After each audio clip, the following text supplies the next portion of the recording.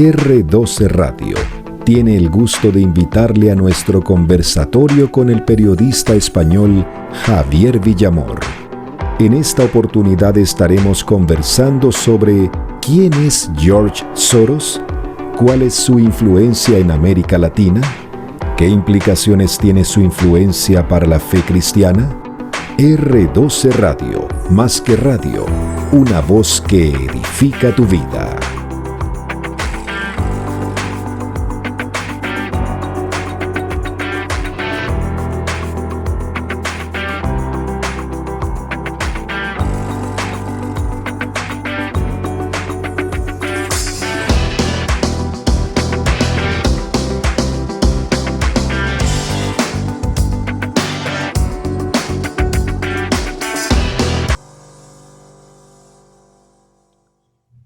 Muy buenas noches a todos ustedes, sean todos muy bienvenidos a este nuestro espacio de R12 Radio, más que radio, una voz que edifica tu vida. En esta ocasión estamos muy contentos de poder traer a ustedes un tema de mucha actualidad, de mucha relevancia, y este tema queremos compartirlo con una persona muy idónea que más adelante ustedes van a saber de quién se trata. Pero a todos aquellos que nos están escuchando en este momento y a todos los que nos escucharán en diferido, queremos en realidad llevar una voz que pueda edificarnos en un tema tan importante, que podamos entender mucho de lo que está ocurriendo actualmente, y por eso entonces queremos traer este tema. ¿Quién es George Soros? ¿Cuál es su influencia en el mundo? Y no solamente en el mundo, sino en América Latina, en Colombia, en nuestro país, pero además, ¿qué implicaciones tiene esto para la fe cristiana? Este va a ser el tema que vamos a intentar desarrollar en esta noche. Y como dije antes, con una persona que es muy idónea, hemos tenido la oportunidad de seguirle en las redes sociales y de conocerlo un poco. Pero bueno, para conocerlo un poco más, voy a pedirle a Elaine Valencia que ella nos hable un poquito de quién es Javier Villamor Cantera, que es nuestro invitado para esta noche. Bueno, muy buenas noches a todos. Pues para muchos de nosotros, Javier Villamor no requiere presentación, pero es necesario para quienes no lo conocen, conocer un poco acerca de su background, ¿listo? Entonces, Javier Villamor Cantera es doble licenciado en Periodismo y Comunicación Audiovisual de la Universidad CEU de San Pablo, de Madrid. Previamente cursó estudios de Ciencias Biológicas en la Universidad Complutense de la misma ciudad. Es apasionado por la información internacional y conflictos armados. Se especializó en temas de defensa, preparándose para corresponsal de guerra en la Escuela de Guerra del Ejército. La vida le ha llevado pues por otros derroteros y ahora se dedica a la guerra informativa contra la mentira institucional convertida en norma. Se ha formado en diferentes medios de comunicación como El Economista, La Razón, la Agencia EFE. Ha trabajado en el sector de comunicación en agencias y fundaciones. Actualmente colabora con diversos medios como analista, se desempeña como portavoz, consejero político y periodista todoterreno. Le apasiona la política, la ciencia, la psicología de masas, la filosofía, la geopolítica y un sinfín de temas como el que vamos a tratar en la noche de hoy. Bueno, Javier, bienvenido en esta noche. Queremos que te presentes y que, bueno, nos des un saludito a toda la audiencia de R12 Radio. Muy buenas, Claudia, muy buenas, Elaine. Gracias por la presentación en R12. Bueno, me ponéis por las nubes, pero yo creo que simplemente soy un ciudadano corriente con muchas preocupaciones sobre el devenir de nuestras sociedades, el ver cómo nos están robando aquello que amábamos. Como se suele decir, el verdadero soldado no lucha porque odia lo que tiene enfrente, sino porque ama lo que tiene detrás, ¿no? Entonces, en ese sentido, me declaro un amante de mi cultura, la hispana, un amante de mi fe, un amante de lo que somos y, por lo tanto, pues intento demostrar todas aquellas mentiras que se utilizan para destruirnos y, como bien comentábamos antes, pues las implicaciones que tiene para otra región que amo, que es Hispanoamérica. Así que espero ahora que lo tratemos. Un saludo a todos los oyentes de R12 y un fuerte abrazo a todos los colombianos. Bueno, muy bien. Vamos a entrar entonces en materia y, bueno, vamos a iniciar con una primera pregunta que básicamente es lo que tiene el trasfondo y digamos que nos va a servir de base para este conversatorio. Primero, tal vez para Colombia, bueno, tal vez para el mundo, el nombre de George Soros sea un nombre conocido. No sé en qué amplitud, dependiendo del lugar geográfico donde nosotros nos encontremos, pero puedo decir que para Colombia y para nuestro medio no es un nombre muy conocido y sobre todo en la amplitud que queremos verlo en esta noche. Entonces, nuestra primera pregunta para ti, Javier, es ¿quién es George Soros? Háblanos de quién es él. Vamos a resumirlo lo máximo posible. Eso. Es curioso lo que decís, ¿no? Que aquí también, por ejemplo, yo creo que en el mundo occidental no se sabía quién era George Soros hasta hace muy poquito. Yo, al menos en mi caso personal, yo le pongo fecha, 2015. 2015 hay que tener en cuenta, yo lo llamo, bueno, la invasión de inmigración masiva de los flujos de Oriente Medio y Norte de África, principalmente Oriente Medio, por la guerra de Siria. Y digo invasión porque ha sido una inmigración que se ha visto que ha sido dirigida y controlada por parte de los políticos en connivencia con muchísimas mafias que se han aprovechado y se siguen aprovechando a día de hoy de la vida de millones de personas. Y en ese momento sonaba como uno de las principales figuras que financiaban estas ONGs, que entre otras cosas, por ejemplo, estaban con el tema de Lesbos, en la isla de Lesbos en Grecia, en la parte de Italia, y ahora en España, sonaba George Soros como el hombre culpable de esta inmigración masiva. Y obviamente, pues como periodista y como persona curiosa, pues te pones a tirar un poco del hilo y empiezas a ver que el problema, por así llamarlo, es mucho mayor y no solo es una persona que se haya dedicado a financiar este tipo de inmigración, sino que lleva años, décadas colaborando con diferentes organizaciones supranacionales, con otras organizaciones pantalla, otras fundaciones, para, de alguna manera, instaurar ese tipo de pensamiento único que estamos sufriendo hoy en día, que es el pensamiento hegemónico progresista, por así decirlo. Entonces, es importante, como periodista también, yo no me quería quedar en la anécdota, no me quería quedar simplemente en el dato de, pues, Pepito hace esto. Y dentro de que me gusta saber un poco el porqué de las razones de las personas o intentar comprender su psicología, pues obviamente me puse a investigar su figura, a estudiar su figura y a estudiar los contextos. Por el tema de conflictos, historia, como periodista ya me conocía la Europa de entreguerras, Primera Guerra Mundial, Segunda Guerra Mundial, y resulta que este personaje, George Soros, es hijo de ese momento, hijo de la persona del momento de entreguerras, nace en agosto de 1930, 9 años antes de que surja la Segunda Guerra Mundial, 3 años antes de que Alemania fuera conquistada por los nacionalsocialistas de Adolf Hitler. Entonces hay que entender muy bien el contexto que nos situamos, porque George Soros no nació como George Soros. George Soros nació como Georgi Schwartz, que es decir, es un apellido reconocido judío. Nació en el seno de una familia judía, padre más practicante que la madre. De hecho, la madre se acabó convirtiendo al cristianismo con el paso de los años. Y obviamente, pues hay que entender la figura del momento, igual que nuestros abuelos, ¿no? En mi caso, mis abuelos de la época de los años 15, pues eran personas muy independientes, que se habían sacado las castañas del fuego, como decimos aquí, personas con los pies en la tierra, con una capacidad de supervivencia brutal, y eso les marca. Y George Soros es de esa quinta. George Soros en ese momento, jovencito, le toca colaborar con los nazis. Yo siempre lo he entendido como para salvar la vida. Hay otras fuentes que dicen que en ese momento no le importaba, que colaboraba quitando o inventariando elementos de otros judíos. En fin, eso tampoco es algo que me preocupe. La cosa es que sobrevive la Segunda Guerra Mundial y una particularidad de esta familia es que, por ejemplo, Soros nació como nativo en la lengua del Esperanto, que es otra lengua creada por otro judío. Es una lengua de laboratorio con el objetivo de crear una lengua basada en otras lenguas que sirviera como lengua global. Esto es importante. Ya vemos cómo se van creando elementos para ir metiendo la idea de algo global, ¿no? Una sola humanidad, una sola religión. Esto, obviamente, ahora es difícil verlo en esta entrevista, pero cuando lo vas viendo los pasos que se van haciendo, un poco a poco vamos comprendiendo cómo nos hemos encontrado de repente de la noche a la mañana con esta estructura que tenemos a nivel internacional. Entonces, su padre le educa en el Esperanto y eso le sirve, después de terminar la Segunda Guerra Mundial, con la invasión de la Unión Soviética, para escapar con la excusa de un congreso internacional de Esperanto y escapa a Londres. Ahí intenta entrar en la London School of Economics por 2 veces, la primera le suspenden, entra en la segunda, y aunque le conocemos, y esto es lo curioso, como una persona de las finanzas, un especulador nato, un gran inversor, multimillonario, de hecho, gracias a eso, él siempre se ha formado como filósofo.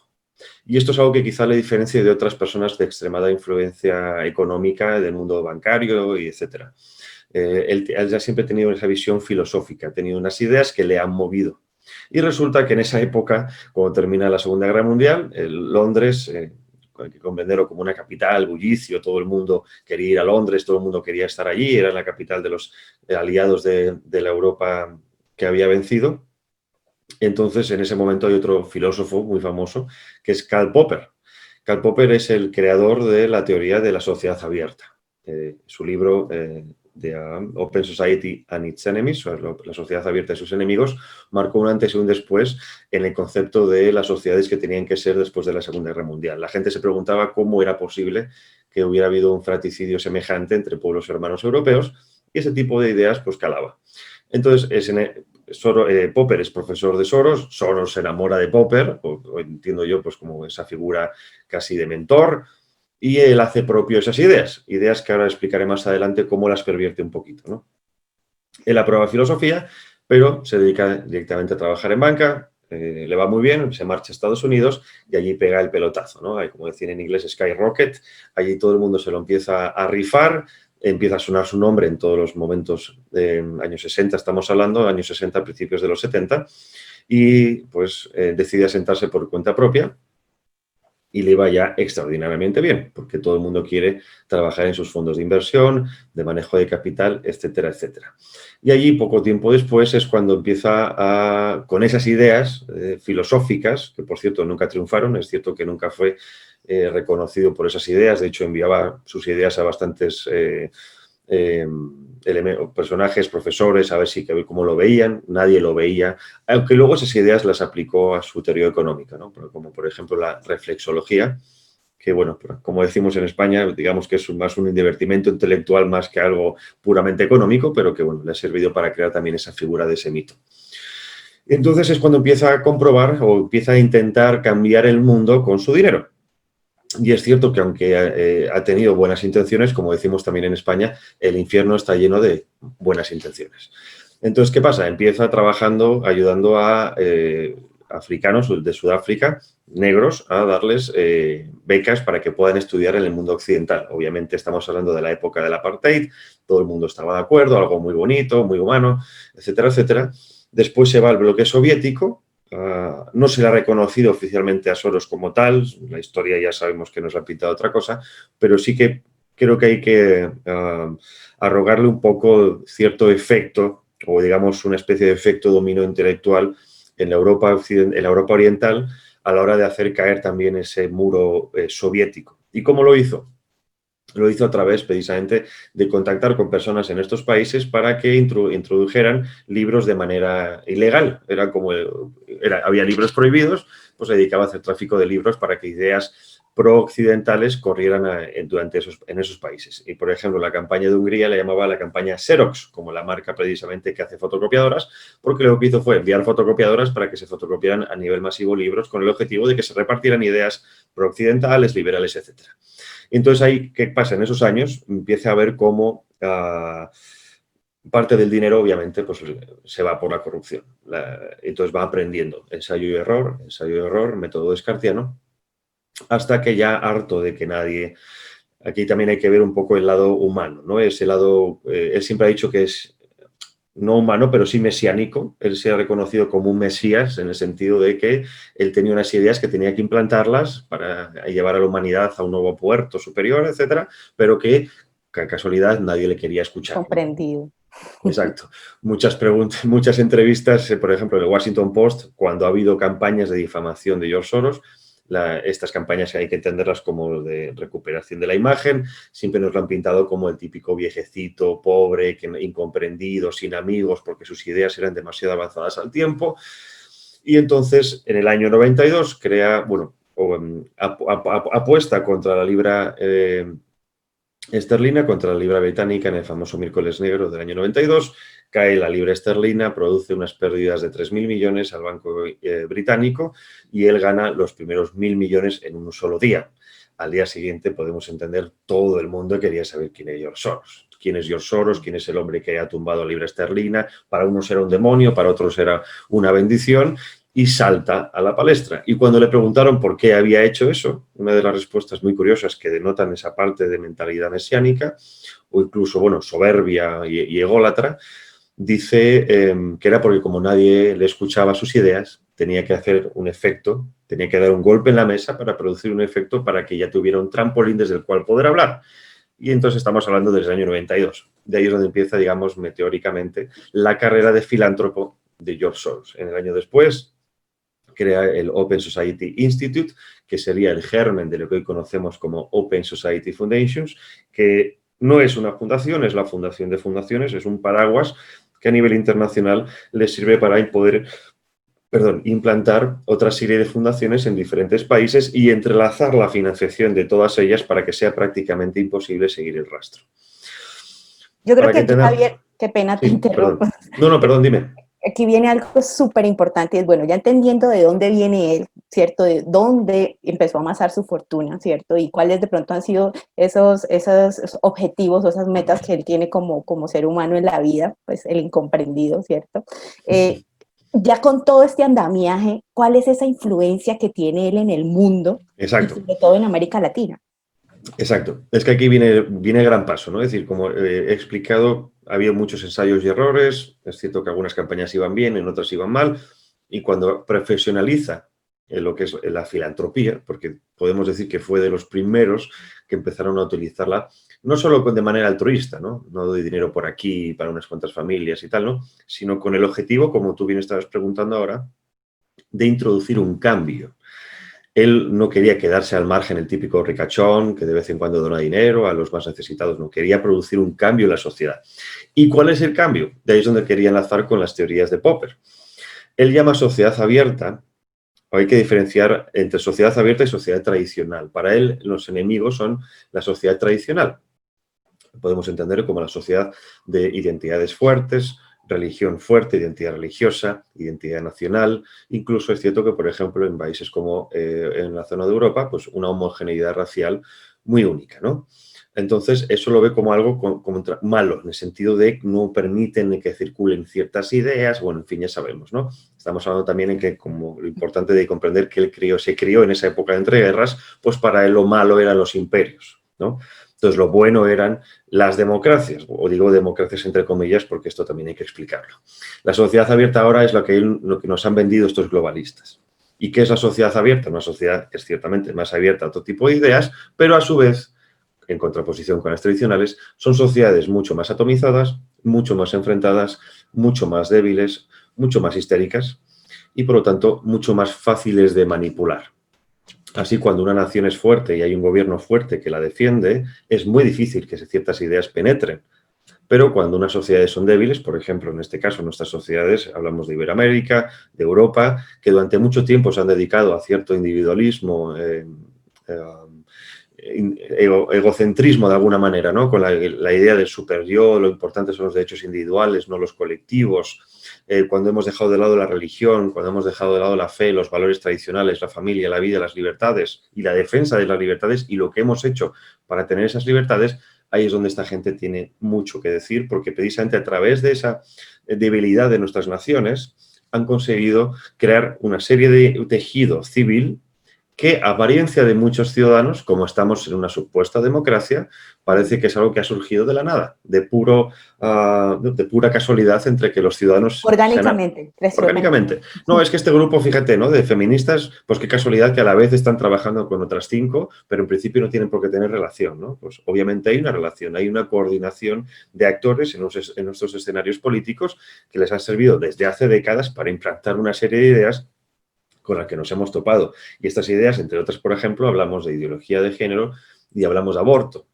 No es casual la campaña de acoso a favor del aborto que está sufriendo Iberoamérica.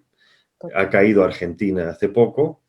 En los siguientes se hablan, por ejemplo, de Colombia, vuestro país, y de México. En México se ha intentado muchas veces y, gracias a Dios, se ha parado. Sorprendentemente, incluso en un estado, si no me equivoco, 2/3 del partido de Morena votaron en contra. Estos pequeños milagros que uno a veces no entiende muy bien si solo lo entendemos a nivel político, ¿no? Pero Colombia es otro país. Hay que entender que Colombia también ha tenido unos ataques muy semejantes a los que ha tenido España con el terrorismo. España, para el que no conozca España ahora mismo, tiene un gobierno socialista, pseudocomunista, con apoyo de terroristas separatistas. Estos terroristas son, por ejemplo, de ETA, ¿no? Hace tiempo dijeron que ETA se había disuelto, que no lo ha hecho, y a cambio ya ha accedido al poder. Es decir, ETA ha dejado de matar, sí, pero ha accedido al poder político. Y el poder político significa poder económico. Y poder político y económico significa control de la educación y, por lo tanto, control de las mentes en los próximos años. Bueno, es ¿Qué ha pasado? Muy lo que nos pasa aquí. Exacto, y eso mismo ha pasado en Colombia, ¿no? Yo soy, bueno, hay gente que seguramente esté a favor de la paz, pero me interesa, nadie está en contra de la paz. Esto es importante, ¿no? O sea, nadie está en contra de una paz. Lo que estamos en contra es de la claudicación de una parte del pueblo, que es el que ha sufrido las matanzas de otra parte, que ahora se dice pacífico y que por lo tanto quiere participar de la vida política. Y esto es lo que ha pasado en Colombia. Es decir, el pueblo votó que no. Es cierto que hubo una abstención masiva, pero el pueblo votó que no. Y el poder, para que comprendamos ese famoso poder que muchos nos dicen que es democracia, pero que no es, dijo, pues sí. Y ahí tenemos a Santos, que a cambio de esa traición al pueblo ha conseguido un sillón en la Fundación Rockefeller. Entonces, bueno, ya vosotros lo sabéis mejor que nadie, ¿no? Es decir, ¿qué fue ese proceso de paz? La defensa por ley, o sea, la presencia por ley de las FARC, aunque nadie los votara en el Parlamento, y por lo tanto una cierta protección legal a ese tipo de personajes, aunque haya habido una escisión, en fin, eso es otra historia, ¿no? Pero ahí ha habido una corrupción de la democracia y de la libertad del ciudadano colombiano, porque a sus propios asesinos, a sus propios verdugos ya los acaban de meter en el Parlamento. Y esto hay que tenerlo también, hay que tenerlo muy claro. Cuando esta gente habla de sociedades abiertas, de libertades, de ciertos derechos, en el fondo les importa un pimiento, como decimos aquí, por no decir otra palabra más fea. Todos estos derechos les importa un pimiento a la gente, les importa un pimiento los derechos de los colectivos LGTB, feministas, socialistas. Todos son, hay que entender toda jugada política como una defensa de los intereses de esa élite. Es decir, por eso nos intentan inculcar que tenemos que votar esto, que tenemos que votar esto otro, que si no somos unos fachos, somos unos ultracatólicos o unos ultrarreligiosos. Entonces, en ese momento han ganado. ¿Y qué se ha ganado en Colombia? Según algunos analistas, entre otras cosas, por ejemplo, el control de la droga. Hubo en el 2000, ¿cuándo fue? 2 años, 2000, ¿cuándo se votó, perdón, cuándo se votó el referéndum? En el 2017. 17. Vale, si no me equivoco, un año antes o más o menos ese mismo año, un año 2016, 2016. Se tuvo lugar en la sede de Open Society Foundations de Nueva York. Tuvo un encuentro que era titulado El futuro de la paz de Colombia pasa por la industrialización de la cocaína. Es decir, hay un plan de estas élites para industrializar la producción y el consumo de las drogas con el objetivo de, obviamente, destruir las naciones. Estos analistas aseguran que gran parte de la financiación que reciben los financistas liberales, tipo las familias Rothschild, parte de los Rockefeller, incluso parte del dinero que maneja Soros, pasa por el blanqueo de estos dineros que se hacen en Panamá. Entonces, también por eso podemos entender desde un punto de vista geoestratégico, que no moral, la defensa de precisamente el cartel de las FARC en Colombia, o incluso la defensa de ciertos carteles en México, o incluso la pregunta de por qué Venezuela todavía no ha caído, la Venezuela chavista. Si entendemos, por ejemplo, que estos regímenes sirven para que esta gente tenga acceso a drogas, a materias primas de una manera mucho más fácil que sería en un país supuestamente democrático, entendemos también por qué la región está como está. Entonces, por terminar con la pregunta que me estabais haciendo, es la importancia que es. O sea, hay que entender cómo han actuado en Europa y en América del Norte, las consecuencias ya las estamos viendo, para entender qué es lo que va a ocurrir en vuestras regiones y lo que va a ocurrir en Colombia. Entonces, ¿cómo actúan estas fundaciones? La ventana de Overton, ¿no? La ventana de Overton, para que no lo sepa, es cómo hacer algo que es imposible, convertirlo en factible y en real. Y en eso, precisamente, en estas sociedades abiertas, hay 5 pasos. Y además hay que pensar desde un punto de vista estratégico. Tenemos que dejar de pensar como ciudadanos comunes, porque entonces todo nos va a sorprender. Hay que pensar como si fuéramos realmente psicópatas internacionales. ¿Yo qué tengo que hacer para modificar un país? Para hacerlo completamente mío. Y tengo 30.000, 35.000 millones de dólares. Pues obviamente tengo 5 pasos. Primero voy a financiar fundaciones, asociaciones, ONGs que van a producir, think tanks que van a producir o van a empezar a hablar de temas que a mí me interesan Estos thinks van a producir papers supuestamente científicos, incluso lobbies van a producir estudios científicos a favor de, por ejemplo, de identidad de género, y eso después va a pasar a los medios de comunicación, que se van a hacer eco a través de diferentes medios, masivamente van a repetir ciertos conceptos hasta que parte de la población los asuma. Bien los asuma porque creen en ellos o simplemente... De tanto escucharlos. Exacto, bien los asuma porque ya a base de bombardear lo han escuchado y lo han asimilado a sí mismos. Entonces ahí viene la parte, la tercera parte, perdón, la tercera parte, que es la cuarta parte, que serían los políticos. Los políticos viven del voto, entonces tienen que hacer caso a lo que en principio el pueblo quiera. Entonces, si hay una parte del pueblo que está pidiendo algo, esos políticos se van a hacer eco de esas peticiones y cuando estén en el Poder Ejecutivo lo van a aplicar a través del Poder Legislativo. Y entonces en estos 5 pasos has modificado a tu imagen y semejanza o a lo que tú quieras un país completamente. Y obviamente hay una relación entre las ONGs, entre los medios de comunicación, entre el pueblo, entre los políticos y la legislación. Y es que en esos 5 pasos, gran parte de todos esos pasos están financiados por este tipo de personajes.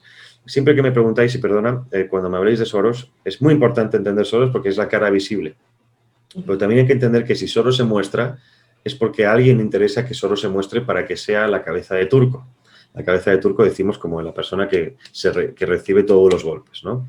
Entonces hay que entender que hay mucha gente detrás de Soros que está haciendo algo muy semejante a Soros, pero que todavía no sabemos quiénes somos, no podemos nombrarlo. Entonces hay que evitar también caer en ese maniqueísmo de que Soros es el demonio. Soros es un hombre como cualquier otro que tiene unas ideas muy concretas, que participa de otra élite para hacer un cambio. Entonces, él produce el cambio desde el punto de vista social. Otra gente hace el cambio desde el punto de vista tecnológico, paradigma político, etcétera, etcétera. Hay que entender esto muy bien porque si no vamos a pensar que Soros es solo uno y no, desgraciadamente son muchos. Exactamente. Estábamos hablando en un conversatorio pasado con el doctor César Vidal y en su último libro, Un mundo que cambia, él nombra a Soros pero como un ícono, básicamente, o sea, como un ícono, pero sí sabemos que detrás de esto hay todo un, o sea, es un poder mucho más grande que simplemente una persona. Y lo que tú dices es muy cierto que nosotros lo podamos tener en cuenta. Sí es verdad que han sido sus propósitos, sí es verdad que ha sido su influencia, pero quisiera hacer una pregunta en esto de la ventana de Overton. Si nos podrías dar un ejemplo, un pequeño ejemplo de cómo se ha cambiado, por ejemplo, en España, y que muy seguramente ocurre también o está ocurriendo en nuestro país, cómo se ha llevado a cabo una idea de algo que no era posible, hacerlo posible a través de esto, pero con un ejemplo puntual. Javier, yo tengo otra. ¿Y cuántos años se tarda hacer todo este proceso? Porque uno diría, no, pues esto puede ser corto o largo. ¿Cómo sería allí para que la gente lo entienda un poco más? Vale, pongamos por ejemplo en España dos ejemplos muy claros, ¿no? Primero el aborto y segundo el matrimonio o llamado matrimonio homosexual. En ninguna de las dos cosas había una reclamación popular. Cuando se aprobó el aborto en los años 80, no había ni siquiera la mitad de la población que quisiera el aborto. No es que lo quisiera, es que no estaba en la mente de la población. Esto es lo importante. No es que nadie quiera, es que no está en la mesa política, no está en la mesa de debate. No, vivimos en sociedades completamente manejadas por el sistema de comunicación, hiperconectadas, nos guste o no, desgraciadamente. Entonces, mucha gente basa su pensamiento en lo que escucha o ve en los medios de comunicación, que es después lo que va a escuchar en los círculos de trabajo, de amigos. Entonces, todo el mundo quiere tener una opinión. Obviamente es diferente la opinión publicada a la opinión pública. Y ahí es donde entra este juego, ¿no? Entonces, primero es el aborto y segundo el matrimonio, entre comillas, homosexual. Con el aborto no había ni la mitad. Todas las estadísticas decían que prácticamente nadie lo quería. Pero obviamente empezaron a hablar de los derechos de la mujer, de tal, de cual.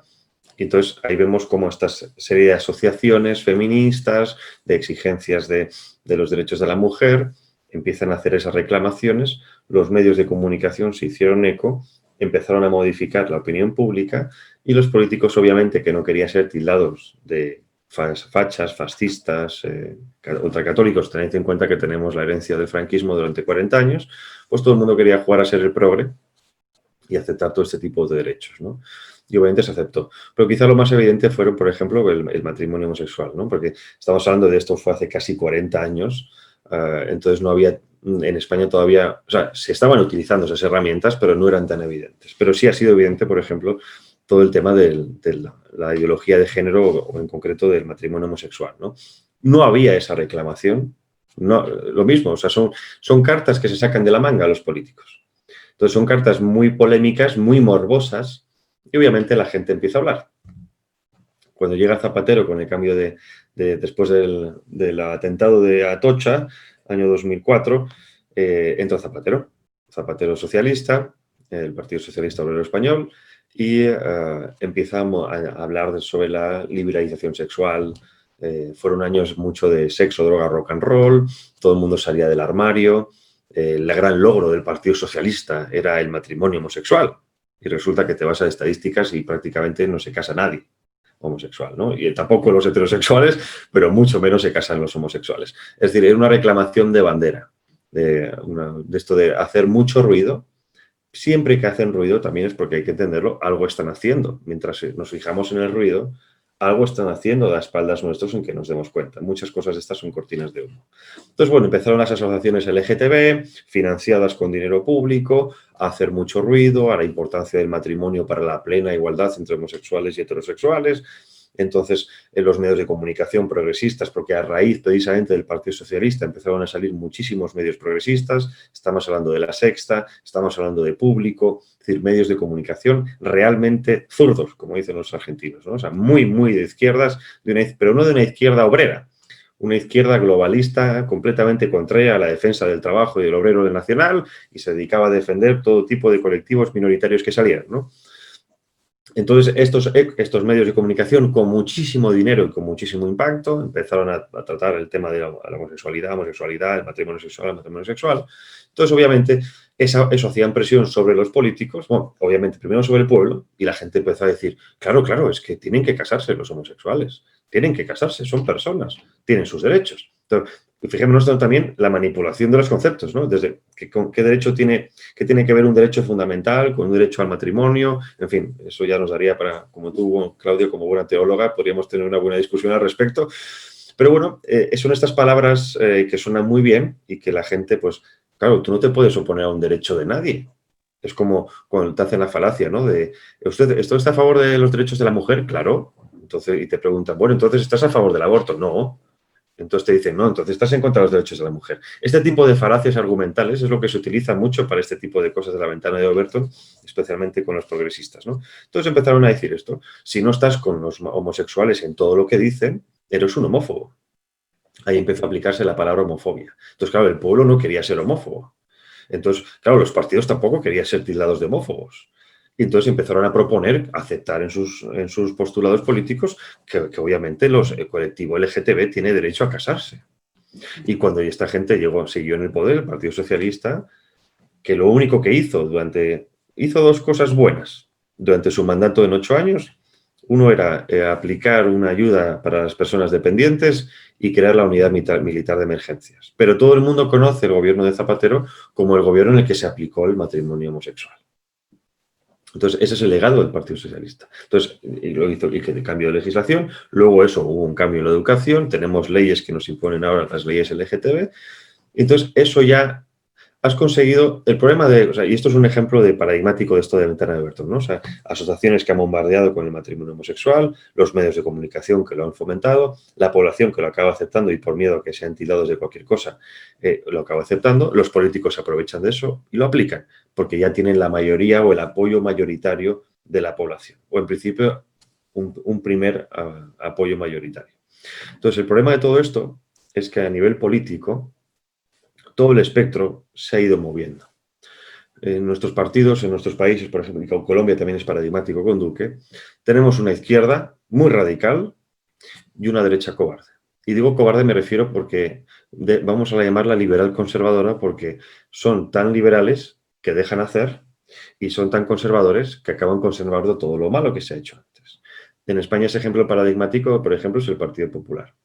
Entonces, son dos caras de la moneda. El Partido Socialista siempre tiraba para un lado Y el Partido Popular, cuando gobernaba, para que no fuera tildado de homófobo, fascista, católico, se ponía de perfil y conservaba todo lo demás, porque no se atrevía o no ha querido dar eso que ahora se conoce como la batalla cultural.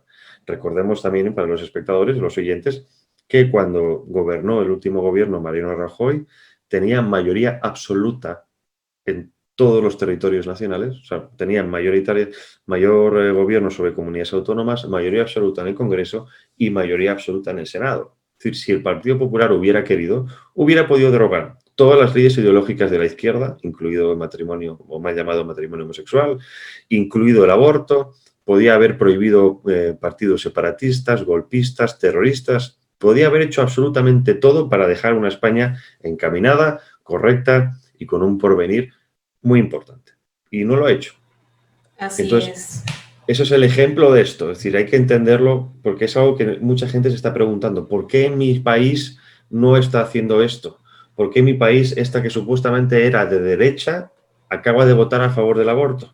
¿Por qué este que acaba de ser supuestamente de derecha acaba de aceptar el matrimonio homosexual? Entonces, son elementos díscolos o en algunos partidos que no cumplen con eso, pero por miedo a ser tildados de algo. Es decir, ese bombardeo masivo mediático que esta gente domina precisamente a través de la financiación ha conseguido crear ese monopolio del pensamiento. Y cualquiera que se oponga a ello es tildado de lo que sea.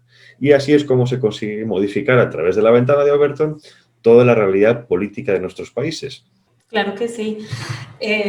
Javier, quería preguntar, y pues creo que está allí todavía la pregunta de Elaine, ¿cuánto tiempo más o menos puede durar la... Bueno, ese es el ejemplo.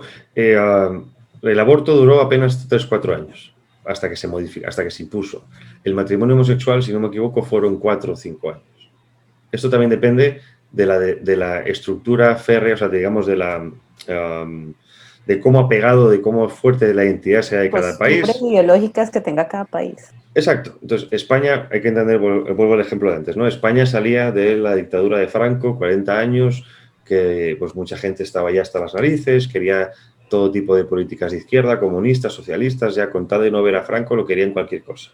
Entonces, todo esto iba a ser aceptado muy rápido. Y por mucho que suene raro para mucha gente, España es un paraíso progresista en Europa.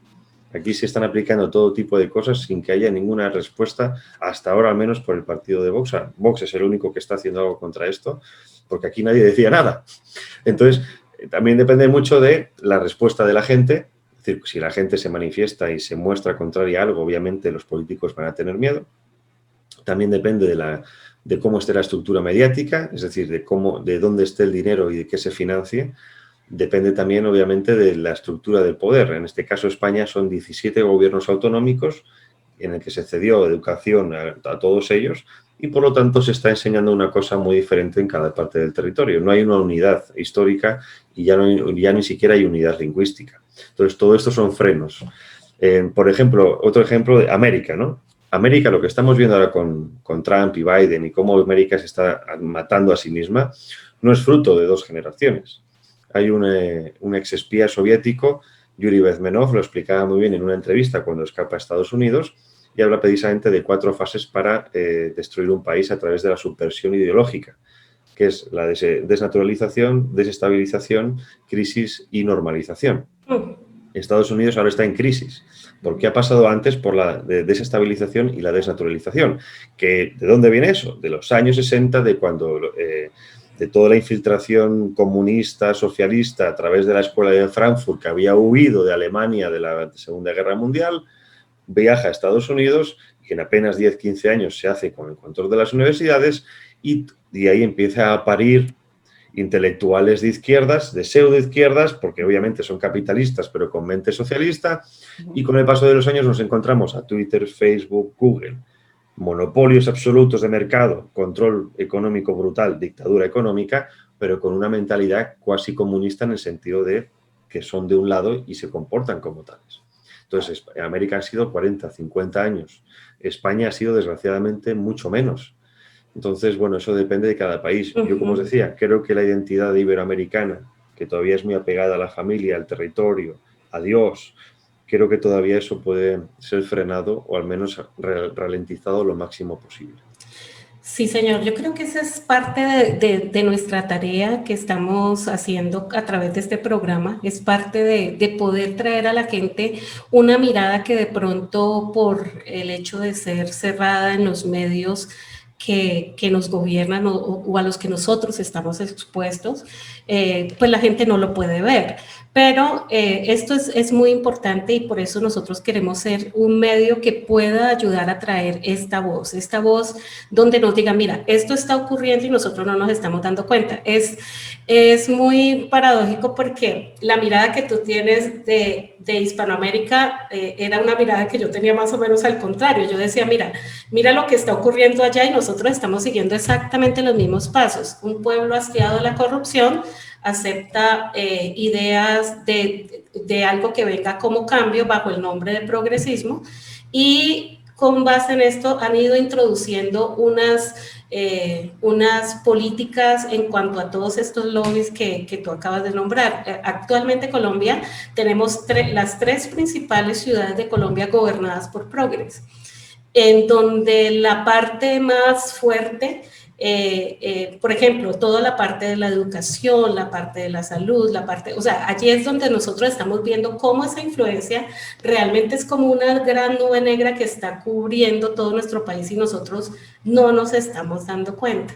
Entonces, sí es muy cierto, si tú le preguntas a la gente en la calle, ¿estás de acuerdo con el aborto? Muchos van a decir que no, pero la ley del aborto está montándose y está aprobándose. Si tú le preguntas a alguien, bueno, ¿tú estás de acuerdo con todo lo que está pidiendo el lobby LGTBI para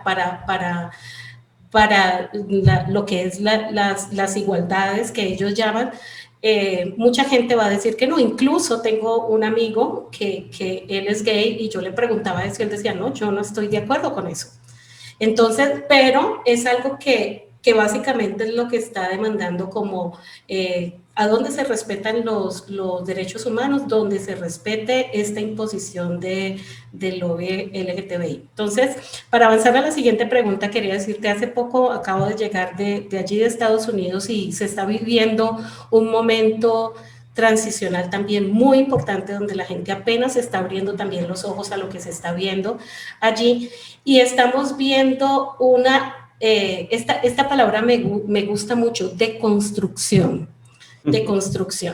Y me gustaría que hablaras de cómo nosotros hemos podido ver esta palabra. Es una palabra muy de moda para este tema que estamos tratando.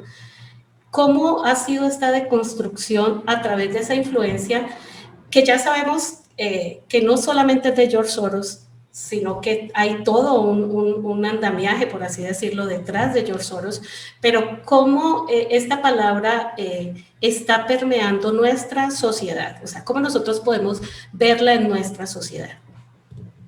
Bien, buena pregunta.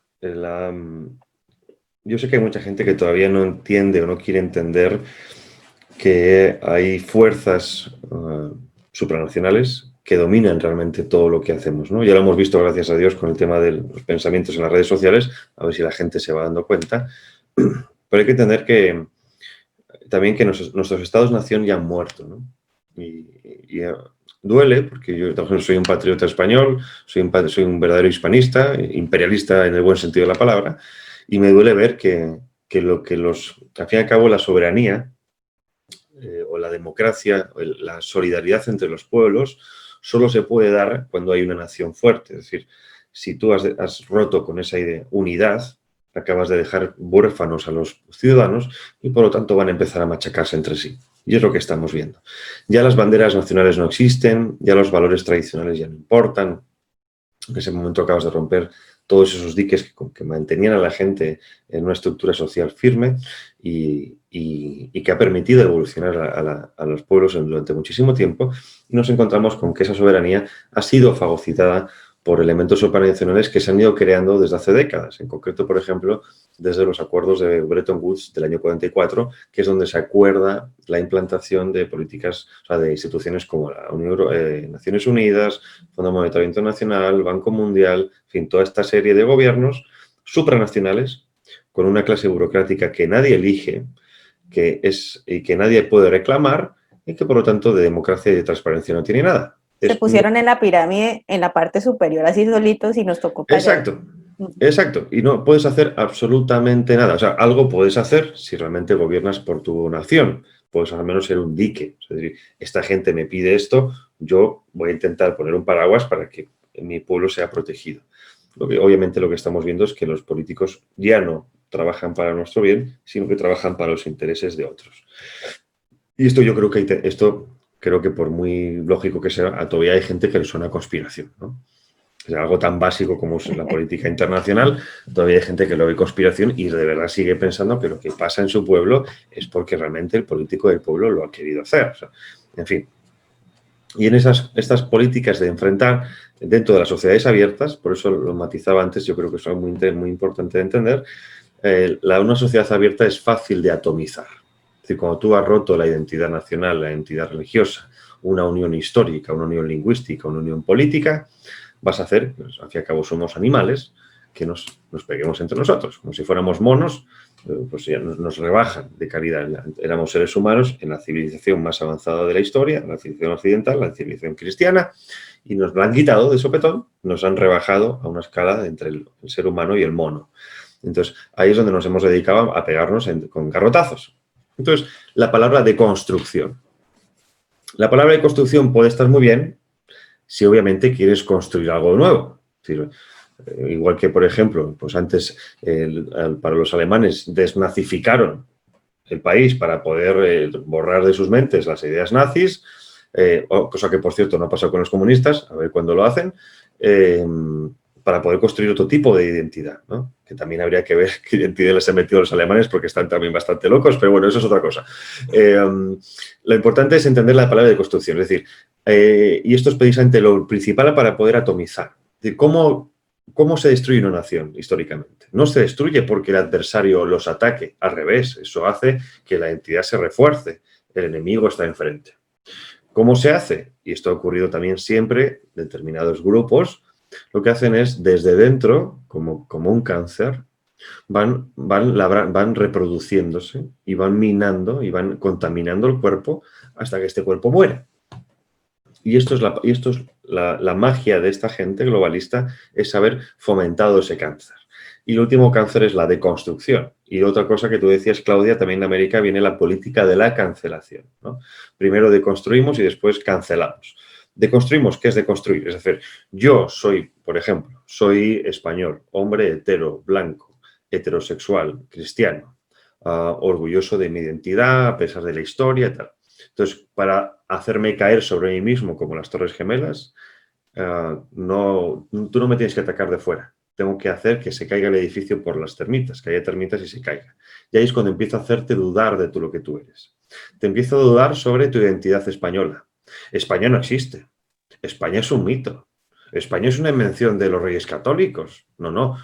España son más moros que cristianos. Bueno, esto está existiendo a día de hoy. Sabes que es algo raro, pero los medios de comunicación escriben ese tipo de artículos, ¿no? España no existe. Bueno, entonces, o sea, no existe España, pero existe Cataluña. Entonces, Cataluña sí es una nación, pero no España. Hay gente que se cree esto. Ya han deconstruido tu identidad nacional. El cristianismo, wow, como otras religiones, eso es basura, es un invento del poder para dominar a los pueblos. Puramente marxista, por cierto, lo pide los pueblos. Y han hecho dudar sobre tu identidad religiosa. Porque obviamente todo esto está basado en algo que es cierto. Hay dudas sobre cosas históricas. En el caso católico, el Vaticano ha hecho muchas cosas mal. Puede haber dudas. Entonces, la cosa es implantar la duda. Ya te han hecho dudar sobre tu identidad religiosa. Tu raza, las razas no existen. ¿Cómo? Pues, ¿a ti qué más te da ser blanco que negro que indio? Las razas es un invento cultural. Todos somos iguales. No hay diferencia entre nosotros, ya te han hecho dudar. Un negro de 4x4 con una musculatura que parece Mazinger Z, y yo soy un blanco esmirriado, hay diferencias raciales. Y son obvias, ¿no? Indios bajitos, blancos europeos nórdicos de 2,5 metros. Y eso hay gente que todavía piensa que no existen diferencias. Ya han hecho dudarte sobre tu, no digo tu identidad, porque al fin y al cabo se ha hecho lo que tú eres, ¿no? Después, tu sexo. Hombres y mujeres no existen. Eso es una invención cultural. La biología no existe. Hay 120 géneros. Entonces, a raíz de crearte dudas, tú ya te vuelves contra ti mismo. Y lo que estamos viendo en estas naciones, en nuestras naciones, por ejemplo, en Iberoamérica también mucho el indigenismo, ¿no? Que no hablo de que la raíz indígena no sea importante, claro que lo es, igual que la identidad ibérica antes de los romanos, que eso no hablan, por cierto. Sino que es una forma de ir de odiarte a ti mismo, porque tú como hijo de español eres una absoluta basura y por lo tanto tienes que volverte contra tu herencia española y proclamar un indigenismo que no existe, porque no puedes entroncar con ello. Al igual que yo no puedo entroncar con mi origen ibérico, porque mi origen ibérico fue conquistado por el romano. Yo soy más romano que ibérico y después soy hispano. Entonces, este tipo de hacerte dudar sobre lo que tú eres ha servido, esa endofobia, me gusta esa palabra, ¿no? Endofobia, es la educación o sea, el odio a sí mismo. Está la xenofobia, que es el odio al contrario, y la endofobia, que es el odio a lo propio. Y a Occidente se nos ha hecho odiarnos a nosotros mismos, porque en general somos blancos, opresores, caníbales no, precisamente no, esclavistas, somos todo lo malo. Al igual que la Alemania nazi personificó el mal en el judío y el comunista lo personificó en el opresor, en el empresario frente al obrero, esta gente, la izquierda, ha creado un enemigo, que es el blanco, el occidente, y ¿qué ha producido el blanco? La cultura occidental. Por lo tanto, hemos de odiar la cultura occidental para que caiga sobre sí misma. Entonces, y eso es lo que está ocurriendo. Occidente no se ha suicidado, como nos dicen muchos analistas o muchos políticos iluminados, no. A Occidente lo han suicidado políticos, intelectuales, profesores, periodistas, colaborando en este tipo de ideas que han hecho que nos hayamos matado a nosotros mismos. Yo no me he votado suicidio occidental. Yo no he votado ni he fomentado que me hubieran roto el imperio español, ni fomento las guerras no sé dónde. Yo no hago nada de eso. A mí me lo hacen. ¿Y quién me lo hace? Lo que hemos estado hablando. Personas con una gran influencia político-económica que lo que quiere es a que tú te autodestruyas para que ya estés completamente perdido y tu única preocupación sea si hoy te levantas género fluido, masculino o femenino, que tienes que comer un sushi en no sé, 9 sitio de moda, de si tienes 120 géneros o es que ahora puedes ser trans y hormonarte. O sea, este tipo de batallas, que no digo que no sean importantes, porque yo creo que también habría que debatir sobre todo esto mucho, pero nos han dedicado, en vez de preocuparnos de quién nos gobierna, cómo va nuestra economía, qué puedo hacer para mejorar la vida de los que me rodean, qué puedo aportar a mi patria con mi trabajo, nos preocupamos de todas este tipo de estupideces. Al fin y al cabo son crear cortinas de humo. O sea, esto de la deconstrucción es, como lo hemos visto, es hacer que uno se vuelva contra sí mismo, hacerte mucho más débil para que todo lo que te implanten a partir de ahora sea más aceptable. Por eso las mujeres que se odian a sí mismas acaban aceptando el feminismo como una liberación. Por eso distracciones totales. Exacto. Por eso el homosexual, que se odia a sí mismo porque le han dicho que todo eso es malo, ahora acepta todo lo que le diga el lobby LGTB, porque es la salvación de su personalidad. El inmigrante que viene, que le han dicho que todos los occidentales somos racistas, malos y opresores, va a caer en las manos de la izquierda tipo Podemos, o de una izquierda indigenista, porque supuestamente el otro es el que le extermina porque le odia. Este tipo de ideas es lo que ha hecho que nosotros caigamos y que, por lo tanto, los otros, hablo ya de Asia y tal, tengan unas identidades tan fuertes y sean en los que van a dominar el mundo en los próximos años. Y pongo siempre un ejemplo que, aunque suena un poco vasto, es cierto. Mientras aquí en las escuelas nos enseñan LGTB, en las escuelas chinas o en Rusia te enseñan a armar un AK-47 con los ojos cerrados. Entonces, desde un punto de vista de dominio, puro dominio geopolítico, esta gente tiene el futuro, no nosotros. Oh. Y sé que es un ejemplo quizá algo vasto, pero es que es así, ¿no? O sea, mientras hay gente que te enseñan a construirte una casa, tú solo con tus manos, aquí estamos pensando todavía en si somos blanco o negro, ¿no? Y yo creo que eso es la forma de destruir las naciones y lo estamos viendo. Y América, por ejemplo... El perro detrás de la cola, nos tienen allí. Exacto. Total. ¿Qué han hecho con América? Han explotado un trauma histórico, que es el trauma de la esclavitud, para hacer que América caiga por sí misma. En España ha pasado algo muy semejante. El trauma de la guerra civil, porque es un trauma, es un pueblo contra sí mismo, es un trauma, que ya estaba, digamos, de alguna manera asumido y que se había construido una nueva España a raíz de eso, lo han revitalizado para hacer que nos volvemos a enfrentar entre nosotros, entre hermanos. Yo conozco familias que hay padres que no se hablan con hijos, primos con tíos, simplemente porque piensan completamente diferente políticamente. Yo no sé si nosotros estamos viviendo un tiempo muy especial, pero siento que, pues yo pienso en mis años anteriores y digamos esto no era tan presente como la división que estamos viendo en este momento. Y lo que hablamos de la deconstrucción, o sea, cómo se ha minado en nuestro interior algunos conceptos y principios que nosotros teníamos muy arraigados, tal vez por nuestra fe, por nuestra tradición cristiana, por todo lo que nosotros tenemos aquí. Teníamos unos conceptos muy firmes que ya hoy en día, hasta en los mismos libros cristianos, hasta en los mismos teólogos cristianos, ese concepto ha sido muy minado. Y en el liderazgo nuestro cristiano, también encontramos personas que pueden aceptar muy fácilmente todos estos ¿cómo llamarlo? Sí, todas estas influencias del globalismo actual. Y esto me da pie para hacerte esta pregunta. ¿Qué implicaciones tiene esa influencia a través de George Soros y a través de todas estas sociedades abiertas, a través de todo ese impulso de estas sociedades, todos los dineros que entran digamos, de él a nuestros medios, a la educación, a la salud, porque digamos que es un dinero que permea todo esto? ¿Qué implicaciones tiene esto para la fe cristiana? ¿Qué implicaciones tiene esto para la fe cristiana? ¿Dónde nos situamos nosotros frente a todo esto que está ocurriendo? Bien, así como se ha atacado lo que hemos dicho ahora de una manera endofóbica, la Iglesia, bueno, hablo de la Iglesia católica, yo soy católico, ¿no? La Iglesia católica ha sido también penetrada por fuerzas desde hace mucho tiempo que están y van a estar trabajando para que la Iglesia caiga por sí misma, ¿no? Y no caer me refiero de que desaparezca, porque no estamos hablando de la desaparición de iglesias ni de naciones, sino de la eliminación de todas aquellas estructuras que han sido una cosa para transformarlas completamente en otras desde dentro. El Vaticano, ahora mismo, pues, por ejemplo, la defensa de la fe cristiana ya no es de una manera tradicional, ya no está basada en dogmas religiosos, muchos de ellos, por ejemplo, la figura de Jesús, o incluso simplemente de la doctrina social de la Iglesia o del catecismo. Y pongo un ejemplo. La última encíclica del Vaticano del Papa Francisco, la Fratelli Tutti, que yo la llamo Tutti Frutti, no hace es la primera que no hace referencia a ninguna de las anteriores, o sea, no hace referencia al catecismo.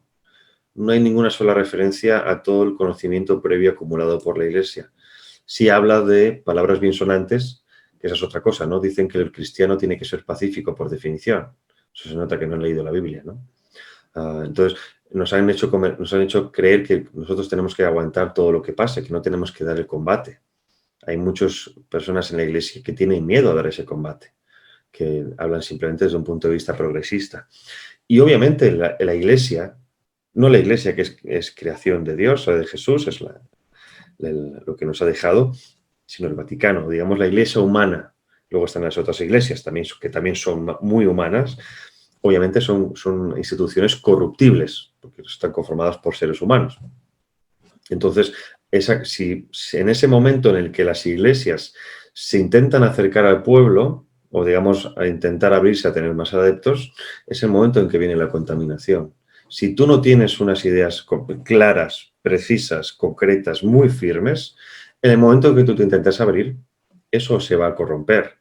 Y ahí fue cuando entró, por ejemplo, la teología de la liberación, es decir, la visión religiosa del marxismo dentro de la Iglesia, con eso de que Jesucristo realmente era marxista, porque como luchaba por los pobres. Bueno, este tipo de herejías dogmáticas y doctrinales que han hecho muchísimo daño a la Iglesia, sobre todo en Iberoamérica, hasta el punto de que ya vimos ese sínodo, bueno, no sé cómo llamarlo, con la Pachamama y tal, una serie, desde mi punto de vista, un espectáculo que no hacía falta.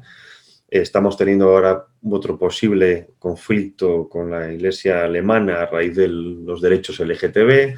Cualquier palabra que diga el Papa o cualquier miembro de la Iglesia a favor del colectivo LGTB lo va a utilizar el colectivo LGTB para atacar al mismo cristianismo, diciendo que eres el Papa el que quiere que nos casemos, entonces tú eres un cristiano retrógrado, fascista. Bueno, y esto tiene implicaciones para la fe, porque obviamente hay mucha gente que tiene fe pero que quiere seguir perteneciendo al mundo.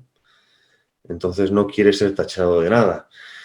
Y también hay que entender eso también, hay que entenderlo de una forma, vuelvo a lo mismo, ¿no? Geopolítica, política de poder.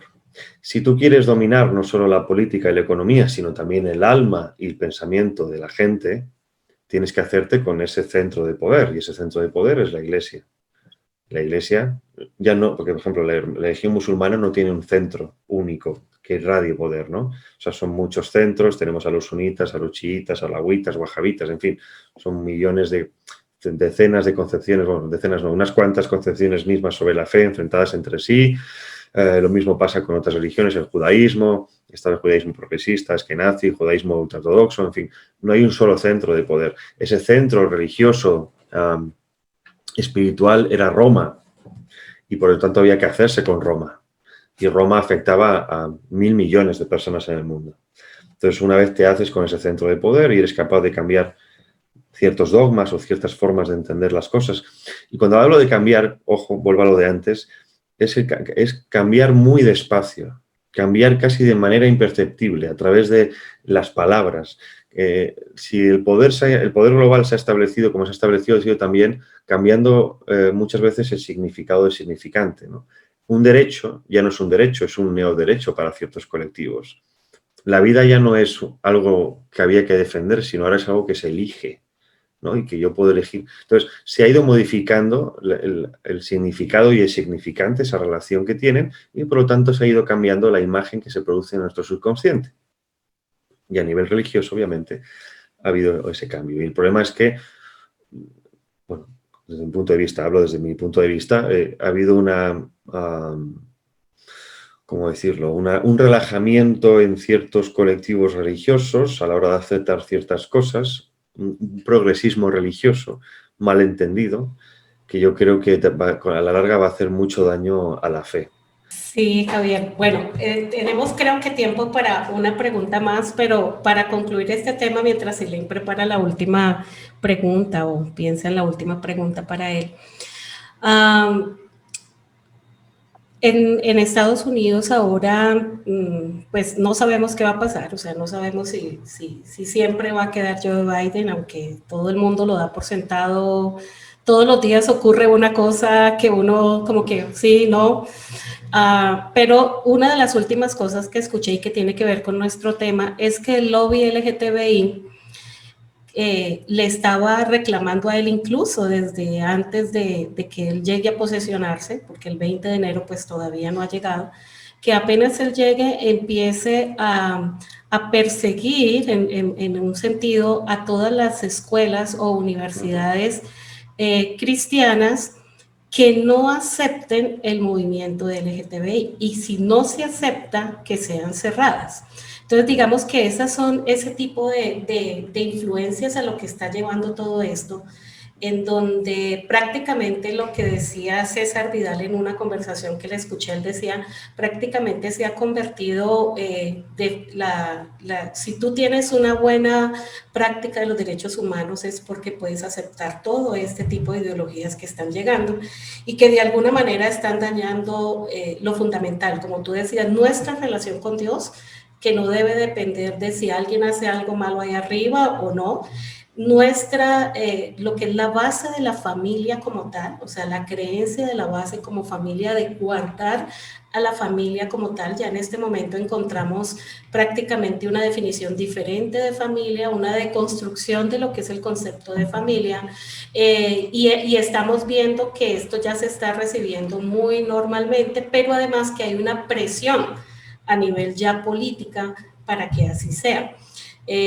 En la cumbre de Nairobi, donde estuvieron presentes tantos países para apoyar allí y comprometerse a lo que fue apoyar la agenda globalista, nuestro país y 170 países, si no estoy mal, estuvieron de acuerdo en apoyar estas agendas dentro de sus países. Entonces, estamos viendo que realmente esta influencia que puede ser al comienzo mirado como algo muy bueno, como algo filantrópico de George Soros y de todas las élites que están detrás de todo esto, Pues realmente están llegando a nuestros medios, están llegando a nuestras familias, están llegando al quehacer.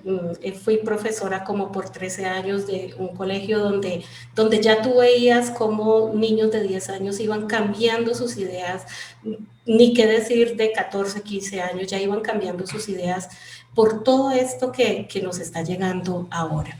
Entonces, esta influencia que tenemos en cuanto a George Soros y que es el tema de hoy, diciendo que no es el único, pero esta influencia realmente no sé si nosotros la alcanzamos a percibir.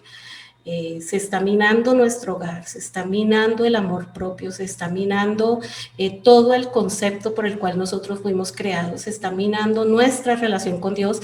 Y creo que a ti te escuché decir en un trino por allá, creo que decías que el cristianismo era una barrera para lo que era la implantación de todas estas ideas globalistas. ¿Por qué?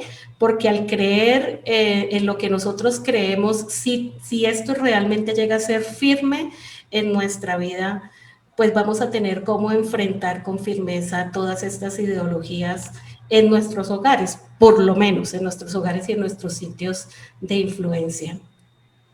Sí, y luego que no, y eso, la fe lo que te da es ese no tener miedo, ¿no? Y pongo otro ejemplo reciente, en la pandemia esta pandemia o pandemia como queremos llamarla, mucha gente entró en pánico, un pánico yo creo que en parte irracional, casi psicótico, por falta de fe.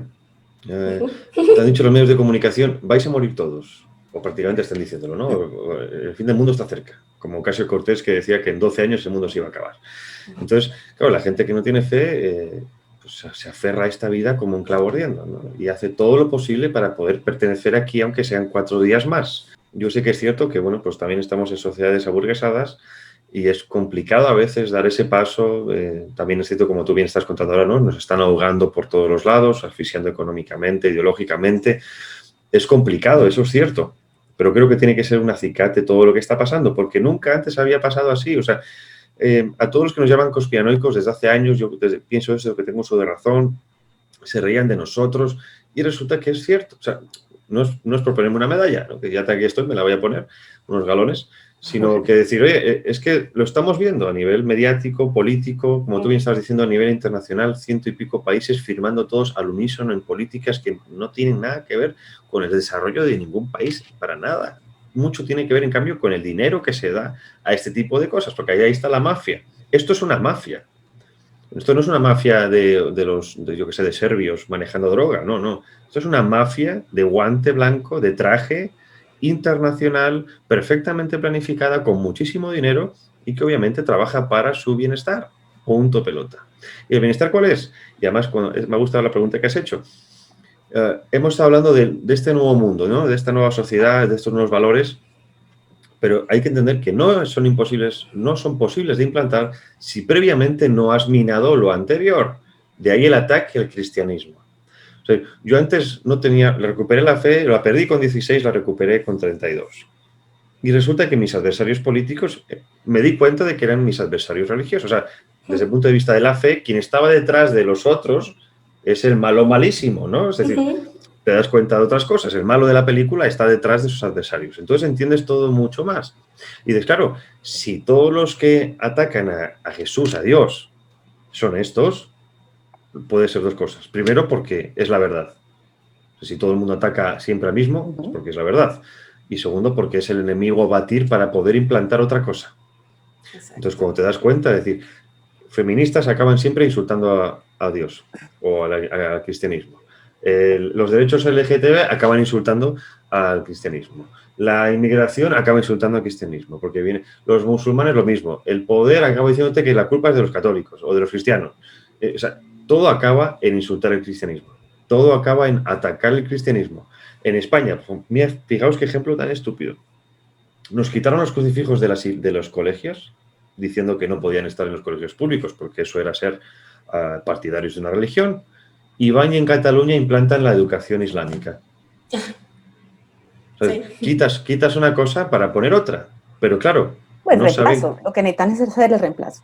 Exacto, es decir, eso es decir, vamos a resetear, ahora que hablamos del gran reseteo, que si queréis hablamos otro día, ¿no? El gran reseteo del Foro Económico Mundial, vamos a resetear la mente de la gente, de los ciudadanos, vamos a borrarles el disco duro, vamos a hacer a través de la educación en la endofobia, que se vayan contra sí mismo, que el cristianismo lo vean como algo machista, opresor, arcaico, que no tiene nada, que ha oprimido a la mujer, porque claro, como antes no te podías divorciar y el aborto estaba mal visto, esto es culpa de Cristo, en fin, este tipo de estupideces. Entonces la gente que ve esto como algo positivo, obviamente ve lo otro como algo negativo. Volvemos también a la falsa dicotomía entre todo blanco y negro, ¿no? Entonces ya una vez has atacado, has minimizado la influencia de eso, porque también es cierto que ya el Vaticano tampoco pinta mucho a nivel político, ya tienes, has allanado el terreno, has hecho tabula rasa para que todo lo que venga sea completamente aceptado. Y ahí es donde, por eso te decía Claudia en ese vídeo, el cristianismo es una barrera de fuego. O sea, la fe, no digo cristianismo, sino tener fe, a ti te hace tener una barrera mental que te protege de todo tipo de infección político-ideológica que estamos sufriendo, porque en fin, yo esto lo veo como un virus, o sea, el virus se expande, no está en el aire, sino que simplemente es a través de la palabra, la gente acaba cayendo, se enferma y se acaba atacando a sí mismo, ¿no? Así como la fe también se puede expandir, yo creo que es algo que tenemos que trabajar por ello, sirve como elemento defensor, y por eso también atacan definitivamente a la familia creyente, no a las familias en general, pero el objetivo es la familia creyente, la educación religiosa. Exacto. ¿Por qué? Porque tú, por mucho que le digas a un hijo a través de productos como Coca-Cola, Netflix o videojuegos o películas porno, que tiene que ser de una manera, en casa, si ve un padre y una madre que practican la fe, que se aman, que se respetan, que educan a sus hijos como tienen que ser educados, van a mantener esa educación porque es lo que han mamado. Así es. Cuando rompes eso y haces que el Estado se encargue de los niños, se acabó. Y es lo que estamos viendo, es lo que estamos viendo. Total. Javier, para terminar, yo creo que esta última pregunta puede ya como englobar como el mensaje, y es, pues entendemos que todos estos temas, para poder ser hablados abiertamente, requieren que haya una parcialidad, ¿cierto? O sea, que haya un conocimiento de causa, ¿sí? O sea, es decir, yo conozco los hechos, la información, la expongo de una manera parcial, que haya una independencia técnica, como llaman.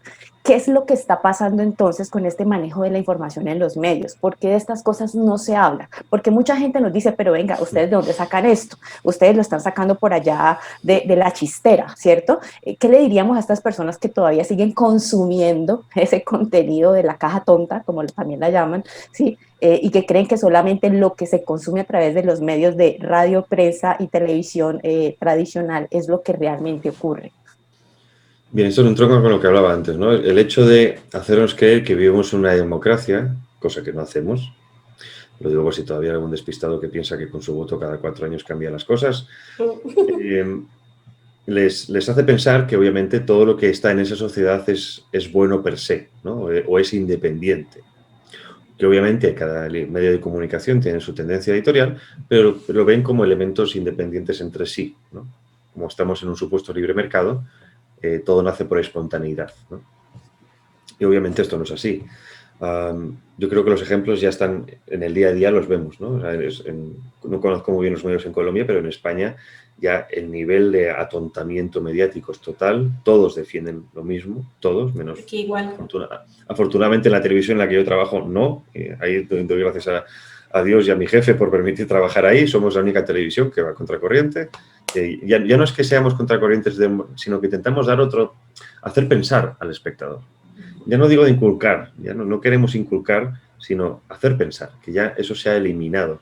Yo creo que hay que hacer a esta gente hacerle entender, a la gente que todavía no lo ve, que están siendo adoctrinados de una manera total y absoluta. Es decir, no hay análisis, no hay análisis de profundidad, no hay una poner en duda la información, simplemente se transmite. Ya sé que también esto tampoco lo van a hacer, pero follow the money, ¿no? Sigue el dinero. Cuando ves de dónde vienen las financiaciones, cuando ves las empresas que hay detrás de esos medios de comunicación y cómo se entrecruzan en intereses y cómo los gobiernos de turno, el Estado mismo, interviene en un medio de comunicación, financia a otros con 125 millones de euros, eso indica por dónde van los tiros. Sí. Yo siempre hablo de 3 grupos de personas, ¿no? O sea, están los dormidos, los que están despiertos y en medio están los que dudan, que son los que dicen, a ver, es que claro, son los medios principales, ¿cómo van a mentir? Pero es que esto realmente les he pillado esta mentira. O ya esta manipulación, es que esto ya es un poco absurdo. Esa duda ya ha abierto una ventana de oportunidad en su cerebro.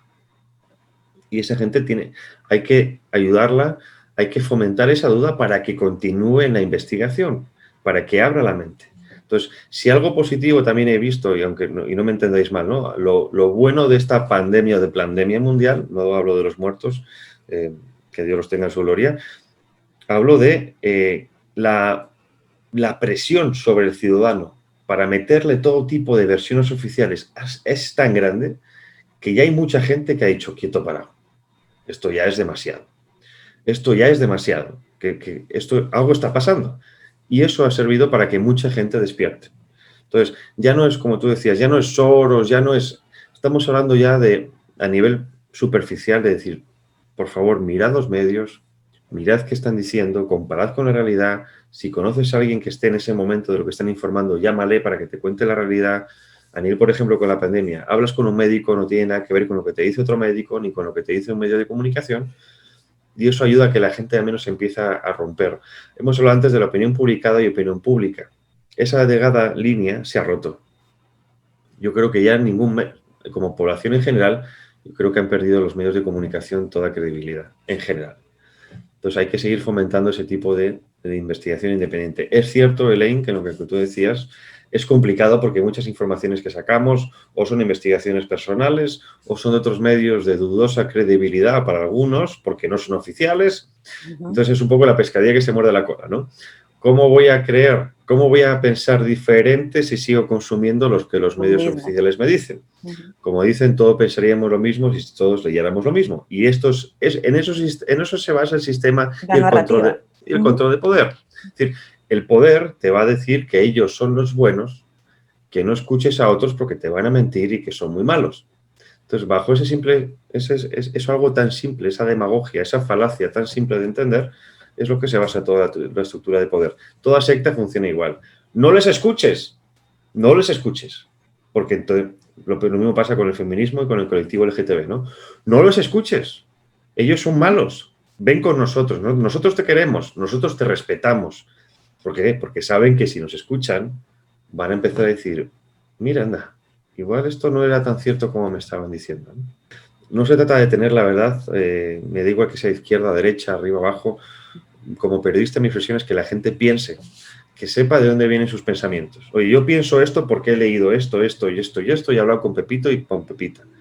No, la mayoría, mucha gente dice, yo pienso esto porque lo he visto en el medio de comunicación. Su subconsciente no es capaz, su consciente no es capaz de darse cuenta de que lo que está pensando se lo han metido a través de series, películas, medios de comunicación, políticos, educación universitaria, educación pública, porque no están como programados para eso. Entonces lo que hay que hacer es desprogramarlos, o hay que deconstruirlos, lo que hemos hablado antes, y construirlos de nuevo, ¿no? Yo creo que, y por terminar, eso es algo que desgraciadamente es algo muy independiente. Todo el mundo tiene que llegar a ello y gracias a Dios también es cierto que cada vez somos más. Bueno, hay dos referentes que me gustaría que lo pudieras expresar para las personas en los cuales nosotros podemos aprender de todo eso que tú has obtenido y que compartes a través de las redes. Uno es Paradigma 21. Sí. Y otro es el libro de Pandemonium, en el cual tú haces parte de la escritura. Entonces me gustaría que dijeras poco qué es Paradigma 21 y qué es Pandemonium. Vale, vamos con Pandemonium, que ya hemos sacado 2 ediciones. Pandemonium surge de una charla entre Agustín Laje, Miklos Lukács y otros, en el que, bueno, pues tenemos un grupo de estos de WhatsApp, donde compartimos ideas, nos ponemos a hablar de las cosas que están ocurriendo. Y como se suele decir, no podíamos porque estábamos encerrados en casa, pero de una tarde esas de cervezas, pues nos ponemos a hablar y nos damos cuenta de que hay mucha gente que estaba reclamando un discurso, una narrativa, unas ideas que pudieran explicarle qué es lo que estaba ocurriendo, que es un poco lo que hemos hablado en esta charla, ¿no? Es decir, cómo hemos llegado hasta el punto en el que de repente en febrero o marzo nos encierran, nos dicen que hay un virus, y que todo tiene que ser cerrado a nivel global para resetear, ¿no? Entonces ahí pues empezamos a hablar entre nosotros, bueno, vamos a ofrecer ese tipo, además precisamente lo bueno yo creo que de este equipo Pandemonium es que somos un equipo multidisciplinar y plurinacional, tenemos peruanos, argentinos, húngaros, colombianos, estadounidenses, tenemos españoles como yo, y además desde el punto de vista diferente, yo periodista, científico, politólogo, filósofo, en fin, una serie de enfoques que pues, de alguna manera te permiten tener una perspectiva de 360 grados de lo que estaba ocurriendo no solo a nivel de pandemia, sino pues como lo que estamos hablando a nivel de supranacional, el ataque a la familia, etcétera, etcétera, que eso también se centró en el Pandemonium 2, es decir, de cara a las elecciones estadounidenses, qué es lo importante o cómo podía girar el mundo con estas elecciones, por qué eran tan importantes. Y ahora estamos preparando también un Pandemonium 3, que es enfocado precisamente a este cambio de paradigma, a este reseteo, que es un poco el transhumanismo, la cuarta revolución industrial y hacia dónde nos llevan. Y dentro de todo esto, aparte, Paradigma 21, yo el año pasado, pues, esto es algo personal, ¿no? A nivel, pues, Paradigma 21 es un programa que estoy empezando, el otro día tuve una entrevista que se publicará en breve, que para mí es como el programa desde el cual, una plataforma desde la cual me permite hablar de todos estos temas en este cambio de paradigma del siglo XXI, ¿no? El cambio de paradigma hay que entenderlo, pues un cambio de paradigma político, sociológico, humanitario, económico, tecnológico, social, es decir, todo este tipo de cambios que de la noche a la mañana nos están cambiando sin darnos cuenta para llegar precisamente a esa nueva humanidad. Y 21 porque es el siglo XXI. Entonces, desde esa plataforma voy a hablar de tecnología, religión, geopolítica, geoeconomía, filosofía, entonces todo este tipo de un análisis un poco más profundo de lo que puedo hacer en un medio de comunicación o de lo que puedo hacer en principio a través de algunas charlas a mucha gente, ¿no? Entonces, es como mi pequeño rinconcito desde el cual puedo soltar píldoras para mucha gente. Y así que espero que funcione bien y que ayude a mucha gente a comprender esto. Espero que bueno, pues poco a poco vaya creciendo porque es mi hijito, ¿no? Mi pequeño, sí, lo he parido yo y eso. Estaremos siguiendo. Espero que vaya bien. Sí, sí, Así que bueno, gracias por preguntar y gracias por comentarlo. Sí, para mí fue muy bonito encontrarme con algunos detallitos ya allí en Paradigma 21. Y en cuanto al libro, no lo he leído completo, pero sí he leído ya dos de los escritores. Nosotros tenemos un ministerio de mujeres que se llama Mujeres R2 y estamos preparando algo así entre las 5, de la cual Elaine también hace parte. Pero entonces decía, bueno... me lo enviáis para leerlo y así claro. preparamos unos fichajes para el nuevo equipo de Pandemonium. Claro, porque le cuento que poner a todas estas personas con esa diversidad de oficio, de experiencia, de conocimiento y poder elaborar algo como esto que ayuda mucho a abrir los ojos en todo lo que está ocurriendo es lo que le da forma. Mira que nosotros... Aparte lo que más me ha gustado ya a nivel personal lo de Pandemonium, ¿no? Es fuera también de los internacionales, sino que hemos conseguido que una serie de guerreros de la hispanidad con diferentes ambiciones o diferentes sensibilidades podamos dar frente, ¿no? Yo creo que lo bueno de Pandemonium viene a ser una especie como de expresión contra globalista desde un punto de vista hispano, porque la defensa de nuestra civilización creo que lo que proponemos es algo mucho más humano de lo que estamos viendo, ¿no? O sea, nuestras sociedades son mucho más humanas con todos sus fallos y todos sus aciertos de lo que estamos viviendo en países principalmente anglosajones, ¿no?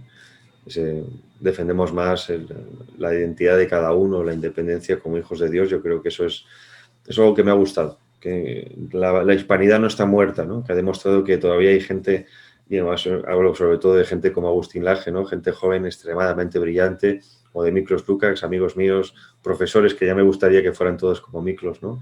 Con mentes brillantes y periodistas en mi caso, pues con un par de narices, por así decirlo, de salir un poco de la tónica oficial, ¿no?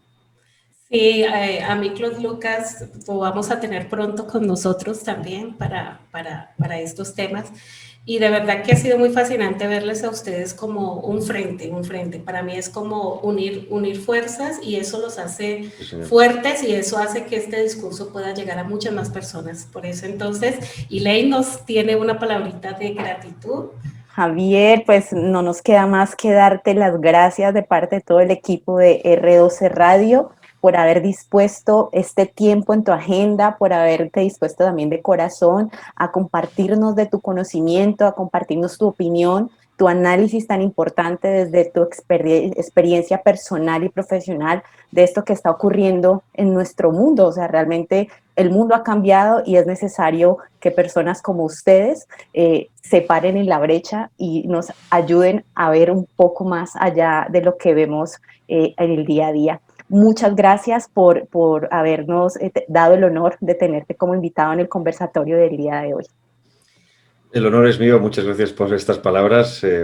Se agradecen, ¿no? Hay mucha gente que dice que no, yo creo que con lo que hacemos a veces no es fácil, tenemos buenos días, malos días, se nos ataca mucho y de verdad ver que ya no hablo desde un punto de vista de ego, ¿no? Sino que de verdad saber que tu obra puede ayudar a producir ciertos cambios y ayudar a gente a dar un paso al frente. Yo creo que eso es lo que más nos tiene que recompensar. Así que muchísimas gracias a vosotras y a R12 Radio por este tiempo y espero que les guste a los oyentes. Claro que Amén. sí, muchas bendiciones también, se me olvida decirte lo más importante, muchas bendiciones y esperamos Igualmente. que esta sea la primera de muchas veces que podamos tenerte en el Yo programa. estoy deseando que termine todo esto porque me encantaría poder hacer una gira por América, estar meses viajando y conociéndoos a todos vosotros, dar charlas, conocer a otros, en fin. Súper. Espero que todo esto pase pronto. Si vienes por acá, allá estaremos. Cali, Colombia, Cali, Colombia. Siempre terminamos con un versículo bíblico que nos deja como un desafío y este está en 1 Tesalonicenses 5:21, dice, examinadlo todo y retened lo bueno. Es algo que el apóstol Pablo manda para que precisamente, como nos decía Javier, nosotros no traguemos entero, sino que podamos examinar todo lo que está pasando y decir, bueno, en realidad esto tiene sentido. Y retener lo bueno. ¿Qué es lo bueno? Pues como decíamos allí, cimentarnos en lo que Dios es y lo que nosotros somos para Dios. Y esto es realmente lo que nos da sentido. En este tiempo de pandemia, como decíamos, y pandemia, sí es verdad que muchas personas la han sufrido, han muerto y están viviendo un momento difícil, pero qué importante es nosotros tener la fe que nos sustenta y nos sostiene y saber que Dios está al control de la historia. Eso como primer punto, y como segundo punto, a nivel político, Dios está al control de la historia, pero nosotros necesitamos examinarlo todo, retener lo bueno y compartir estos valores en nuestra casa con la gente de nuestra influencia para poder dejar nuestra semilla, poder sembrar, poder ser parte de esos que construyeron con base en lo que Dios quiere que nosotros construyamos, y eso va a marcar la diferencia. Bueno, esto es todo por hoy, que el Señor les bendiga, gracias por habernos acompañado y a todos los que lo van a ver en diferido, compartan este tipo de mensajes a la medida que nuestras redes nos la dejen y podamos tener estos espacios, estos conversatorios como una gran bendición. Dios les bendiga. Muchas gracias, Javier. Muchas gracias, Elaine, también por tu tiempo. Y bueno, que el Señor los bendiga. Síganos en nuestras redes sociales, R12 Radio, más que radio, una voz que edifica tu vida. Un abrazo. Igualmente, hasta pronto.